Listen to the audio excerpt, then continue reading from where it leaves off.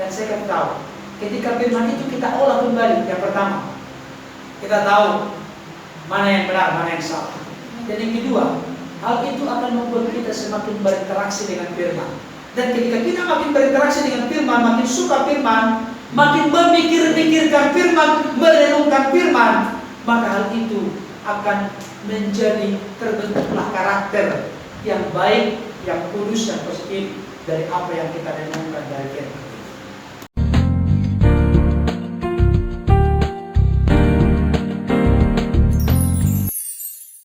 Pendekatan di tahun ini saya sampaikan kepada Bapak Ibu Saudara, mari berlomba-lomba kita untuk menggali firman Tuhan. Kenapa kita nggak berkomitmen mulai dari kitab Kejadian 1 pasal 1 hari? Coba ada yang berkomitmen begini. 1 pasal 1 hari, 1 pasal 1 hari. Ada juga ketua yang hebat, 15 pasal per hari.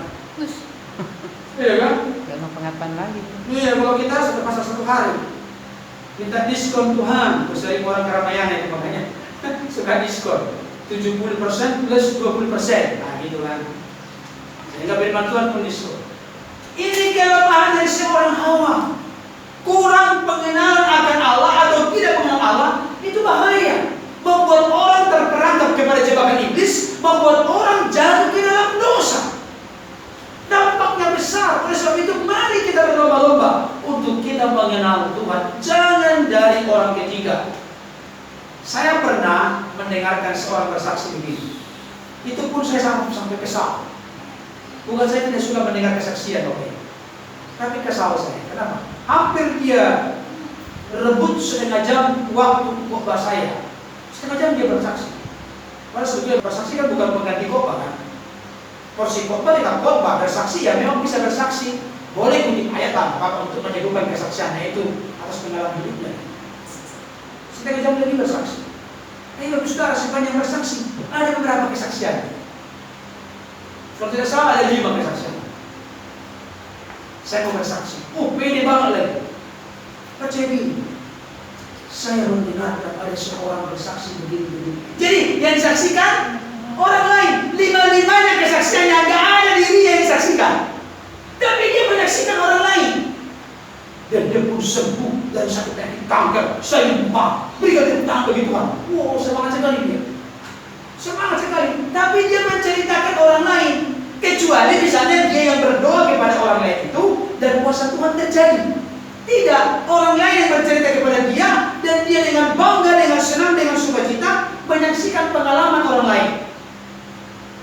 Saya kasih tahu, ini adalah ciri-ciri orang Kristen yang miskin persekutuan, miskin pengenalan akan Tuhan. Kalau hanya modalnya bersaksi dengan apa yang disaksikan oleh orang lain, maka sebetulnya yang penting itu apa? Aku mau bersaksi.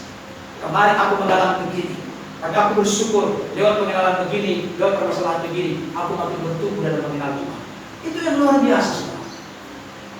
Coba kita lihat dalam Alkitab. Saya sangat kagum dengan sosok seorang Ayub. Coba kita lihat Ayub.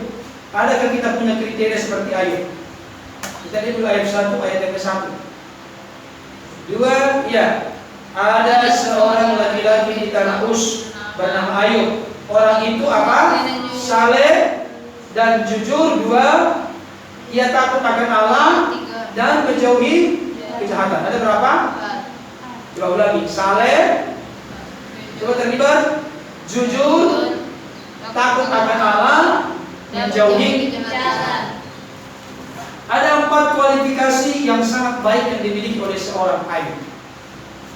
Saya mau tanya, sudahkah kita masuk di dalam keempat hal ini? Saleh, jujur, takut akan Allah, menjauhi kejahatan. Sudah kita masuk di dalam? Belum? Sudah belum? Dan pengakuan ini bukan sekedar dari penulis, tapi rangkaian tulisannya ini nanti yang mengaku dia saleh, jujur, takut akan Allah, menjauhi kejahatan adalah Allah sendiri. Tetapi apa yang terjadi, saudaraku? Ayub ini mengalami musibah yang besar, silih berganti dan bertubi-tubi datang. Dan seolah-olah seluruh pintu neraka dibongkar keluar untuk menyerang Ayub. Dan hampir-hampir dia putus asa di tengah-tengah peristiwa yang dialami. Bahkan dia sempat mengatakan di dalam ayat berikutnya, terkutuklah hari kelahiran. Dia menyumpahi hari kelahirannya. Tetapi apa yang terjadi? Coba kita lihat pasal terakhir, ayat 42 ayat 4 sampai 6. 2 ya. Firman-Mu, dengarlah, maka akulah yang akan berfirman. Aku akan menanyai engkau, supaya kau memberitahu aku. 5. Hanya dari kata orang saja aku mendengar tentang engkau, tetapi sekarang mataku sendiri memandang engkau. Oleh sebab itu aku mencabut perkataanku, dan dengan nyesal aku duduk dalam debu dan api. Nah, maksudnya banyak keluh kesah yang disampaikan oleh Ayub kepada Tuhan atas sakit penyakit, penderitaan, keterhilangan yang dialami oleh dia. Tapi akhirnya mata hati, mata rohani Ayub tercelik dan terbuka. Makanya dia mengakui ayat kelima, hanya dari kata orang saja aku mendengar tentang engkau. Coba, sudah saleh, jujur, takut akan Tuhan, menjauhi kejahatan. Ternyata selama ini hanya dari kata orang saja aku mendengar tentang engkau. Tapi seluruh peristiwa itu Tuhan izinkan. Saudara sekali lagi, seluruh peristiwa sakit penyakit, borok, penderitaan, keterhilangan, termasuk juga hampir dia kehilangan istri. Kenapa hampir kehilangan istri? Buat apa lagi engkau hidup akan Tuhan, hidup saleh? Enggak, untuki Allah mati sajalah kau bang. Kira-kira begitu kalau orang beda ngomong. Bukannya penolong dia istrinya sama Ayub, tapi sudah penolong. Tapi dia menjawabnya dengan begitu bagus.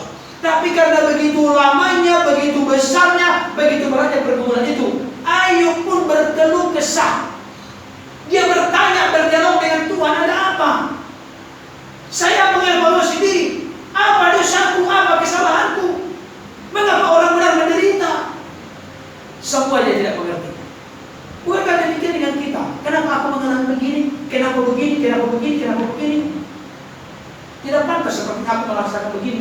Kalau kita sebetulnya bukan tidak pantas. Pantas sebetulnya karena banyak kekurangan kelemahan kita. Betul? Betul. Kalau kita mengalami banyak hal dalam hidup ini, seringkali oleh karena kekurangan kelemahan kita. Tapi Ayub tidak. Tapi ternyata maksud tertinggi yang paling agung, paling mulia, paling berharga dan paling istimewa, Allah mengizinkan semua proses terjadi dalam diri Ayub, supaya Ayub memiliki perjumpaan pengenalan pribadi akan Allah. Jadi Bapak Ibu Saudara, kalau kita mengalami ada tantangan, ada pergumulan, ada persoalan apapun itu, jangan kecut, jangan khawatir. Kenapa? Karena Allah ingin memperkenalkan dirinya lebih dalam lagi, lebih luar biasa lagi dalam hidup kita. Dan jangan lupa, orang yang bertumbuh dalam pengenalan Tuhan lah, dia akan mampu keluar sebagai pemenang-pemenang dalam menjalani kehidupan yang tetap benar dan berkenan kepada Tuhan. Saya ambil satu contoh lagi, supaya kita lebih dikuatkan. Yohanes pasal 4, ayat yang ke-39 sampai 42. Mari ikuti bersama ya. Mari semua terlibat. Yohanes 4 ayat 39 sampai 42. Sudah? Bapak Ibu Saudara sudah menemukan? Mari kita baca sama-sama dengan pelan-pelan. 2 ya. Dan banyak orang Samaria dari kota itu telah menjadi percaya kepadanya. Kepada siapa maksudnya? Kepada Yesus. Karena apa? Karena perkataan perempuan itu yang bersaksi, ia mengatakan kepadaku segala sesuatu yang telah aku perbuat. Sampai situ dulu. Banyak orang dari kota Samaria itu percaya kepada Kristus karena perempuan itu bersaksi. Apa kesaksiannya? Ia mengatakan kepadaku segala sesuatu yang telah aku perbuat. Ayat 40. Perhatikan. Ikuti ya 40. Ketika orang-orang Samaria itu sampai kepada Yesus, mereka meminta kepadanya supaya tinggal kepada mereka, dan dia pun tinggal di situ 2 hari lamanya. Ayat 41, perhatikan pelan-pelan. Dan lebih banyak lagi orang yang menjadi percaya karena perkataannya. Dan mereka berkata kepada perempuan itu, apa katanya?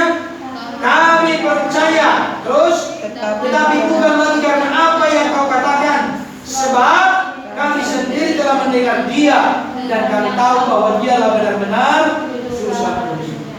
Nah, perbedaannya, tadi mereka percaya oleh karena kesaksian perempuan. Tapi yang kedua, mereka percaya oleh karena telah mendengar langsung dari Yesus. Ketika saya mau tanya Bapak Ibu, coba tolong jawab. Ada mata air, di mana dia paling bening, di mana dia paling keruh? Di hilir atau di hulu? Mana dia hilir? Hulu itu apa? Ke dalam itu. Hulu, kalau yang mata air itu apa ya? Hulu apa hilir? Hulu. Hulu, berarti mana yang lebih bening airnya? Di hulu. Kalau udah sampai nanti di hilir sono, berarti makin keruh karena banyak campuran dari kiri kanan. Mata air yang paling murni itu di hulu. Tapi kalau sudah sampai ke hilir sana, udah tercemar, terkontaminasi, kotor. Sekarang kita berlomba kemana? Berlomba ke hilir atau ke hulu? Hulu. Ke hulu. Kalau selama ini kita puas dengan apa? Apa pendeta bukan di hulu, bukan di hilir, tapi ya, di tengah-tengah. Saudara, saya kasih tahu seperti ini. Kita mendengarkan firman, apakah melalui khotbah di hari Minggu seperti ini, atau melalui santapan rohani, atau melalui renungan, atau melalui kita putar YouTube, ada cara pengupasan firman, atau melalui apa saja. Tapi saya mau kasih tahu, kalau ingin sukses kerohanian kita, jangan puas dengan apa kata orang. Sama seperti orang Samaria, mereka percaya karena perkataan perempuan, tapi mereka akhirnya bersaksi, kami percaya, bahkan lebih banyak lagi percaya, bukan karena perkataan hai perempuan, tapi karena kami sendiri langsung mendengar dari Yesus, dari sumbernya. Oleh sebab itu kuatkan dan semangati diri kita supaya punya hubungan pribadi. Di rumah ini ada 2 malam, ada 2 pagi. Tapi saya mau kasih tahu, akan berbeda nanti penampilan keseharian hidup kita kalau kita punya komitmen pribadi. Ada bonus-bonus yang kita buat dalam komitmen kita secara pribadi dengan Tuhan. Kita bangun hubungan kita dengan Tuhan. Dan jangan cepat puas dengan apa yang dikatakan orang, tapi kita harus menggali sendiri. Kita lakukan terakhir. Kisah Rasul 17 ayat 10 sampai 11, kita tahu konteksnya. 2, iya. Tetapi pada malam itu juga segera saudara-saudara di situ menyuruh Paulus dan Silas berangkat. Setibanya di situ, pergilah mereka ke rumah ibadat orang Yahudi. Perhatikan, nanti tolong dijawab biasa ya. Orang-orang Yahudi di kota itu, di kota mana? Berea. Kota Berea. Oke. 2 ya. Orang-orang Yahudi di kota itu lebih baik hatinya daripada orang-orang Yahudi di Tesalonika. Karena apa? Karena mereka menerima firman itu dengan segala kerelaan hati, dan setiap hari mereka menyelidiki kitab suci untuk mengetahui apakah semuanya itu benar dirinya. Mengapa lebih baik hati mereka? Karena apa? Karena apa? Yang pertama, Menyelidiki firman dengan sendiri. sebelum yang kedua, yang pertama dulu. Mereka menerima firman itu Dengan suka hati. dengan segala kerelaan hati. Jadi hati kita ini perlu dipulihkan, diperbaharui oleh Tuhan. Itu tidak bisa dicuci pakai rinso, pakai sabun, pakai sampo, tapi dicuci pakai firman. Firman itu yang menyucikan hati kita. Sama seperti di sini misalnya satu gelas. Gelas ini gelas besar diisi dengan tinta hitam. Cara membersihkannya memang ditumpahkan dia. Tapi cara alami untuk membersihkannya, coba ambil ceret yang besar, isi air yang bersih, tuang di sini. Terus dituang, apa yang terjadi? Maka warna hitamnya, tinta hitam itu nanti akan tersingkir, akan keluar, meluber, dan diganti dengan yang putih atau yang bening atau yang bersih. Demikian juga dengan hati kita. Hati kita hanya bisa disucikan, dimurnikan, disempurnakan melalui firman. Dan sikap kepada firman ini sangat menentukan pengenalan kita akan Tuhan. Orang-orang Yahudi di kota Berea lebih baik hati daripada orang-orang Yahudi di Tesalonika, karena mereka menerima firman dengan segala kerelaan hati. Jadi modal kita memasuki tahun ini tidak ada yang lain kecuali daripada firman kita terima dengan segala hati. Tetapi yang kedua, dan setiap apa? Menyelidiki. Setiap hari, jadi bukan setiap minggu, bukan setiap bulan. Setiap hari mereka menyelidiki kitab suci untuk mengetahui apakah semuanya itu benar demikian. Berarti ada di sini orang yang menyampaikan. Kalau kita lihat tadi, siapa tadi yang pergi ke sana? Paulus dan Silas. Yang menyampaikan firman adalah Paulus, seorang yang sudah pintar, hamba Allah, Rasul Kristus. Tapi ketika mereka mendengarkan Paulus menyampaikan firman, ketika mereka pulang ke rumah masing-masing, Setiap hari mereka menyelidiki apa yang diajarkan oleh Paulus. Apakah itu benar demikian? Jadi tidak ditelan bulat. Bapak Ibu Saudara, kalau saya menyampaikan firman di sini, tolong jangan ditelan bulat-bulat. Bukan berarti mencurigai yang saya sampaikan salah. Boleh saja, biasanya salah. Tidak sempurna. Bapak Ibu Saudara, tahu artinya hewan memang biak? Babi memang biak nggak babi? Hah? Babi itu hewan memang biak nggak? Gimana ya sebelah? Pasti beda gurunya ini berarti. Memang biak tahu artinya? Bukan berkembang biak, memang biak itu artinya seperti kerbau. Kerbau itu memasukkan semua rumput-rumput itu ke perutnya. Nanti ketika kerbau itu tidur-tiduran, dia kembali mengeluarkan. Itu maksudnya memang biak. Dikeluarkan baru diolah lagi, dikunyah lagi. Jadi sebetulnya kita konteks nama firman harus seperti itu. Jangan seperti kita makan ikan mas, bulat-bulat kita makan. Jangan bulat-bulat makan ikan mas. Sekalipun itu arsik yang paling enak di sekarang. Jangan. Karena apa? Di dalamnya ada duri yang tajam, bisa merusak kerongkongan kita, bahkan bisa nanti merusak organ-organ kita di dalam. Jadi ikan mas itu kalau enak sudah seperti kerbau memang biak, diolah kembali. Dan saya akan tahu, ketika firman itu kita olah kembali, yang pertama, kita tahu mana yang benar, mana yang salah. Dan yang kedua, hal itu akan membuat kita semakin berinteraksi dengan firman. Dan ketika kita makin berinteraksi dengan firman, makin suka firman, makin memikir-mikirkan firman, merenungkan firman, maka hal itu akan menjadi terbentuklah karakter yang baik, yang kudus, dan positif dari apa yang kita renungkan dari firman. Jadi kesimpulan saya, pengenalan akan Allah sangat penting, mutlak menentukan tempat kita surga atau neraka. Pengenalan akan Allah menentukan kita apakah kita mampu berhasil sebagai pemenang di tahun ini.